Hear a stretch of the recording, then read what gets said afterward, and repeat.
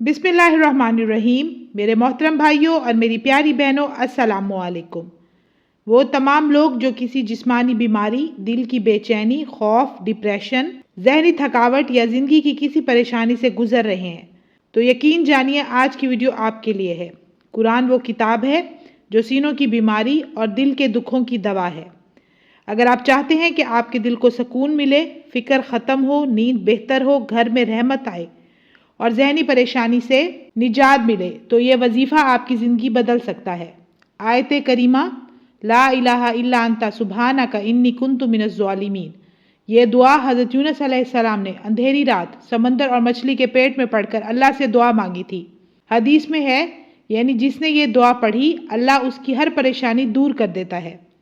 तरीका यह है कि इशा की नमाज के बाद 100 मरतबा आहिस्ता आहिस्ता खुशू व खुजू के साथ पढ़ें, फिर अल्लाह के दरबार में अपनी परेशानी बयान करें।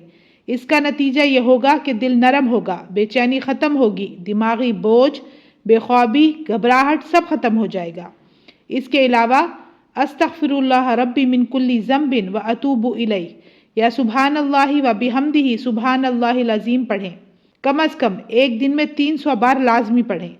यह जिक्र दिल के कांटे निकाल देता है, गम, खौफ, डिप्रेशन सब हल्का हो जाता है। मेरे मोहतरम भाइयों और मेरी प्यारी बहनों, ज़िंदगी में परेशानी का आना कुदरती बात है, मगर याद रखें जिस दिल में अल्लाह का जिक्र होता है वहाँ खौफ, बेचैनी और गम टिक नहीं सकता। अगर आप दिल से ये वजीफ़ा कर लें तो अल्लाह के हुक्म से बीमारी, बेचैनी, जहनी परेशानी का खात्मा होगा और सकून, रहमत और बरकत आपकी ज़िंदगी में शामिल हो जाएगी।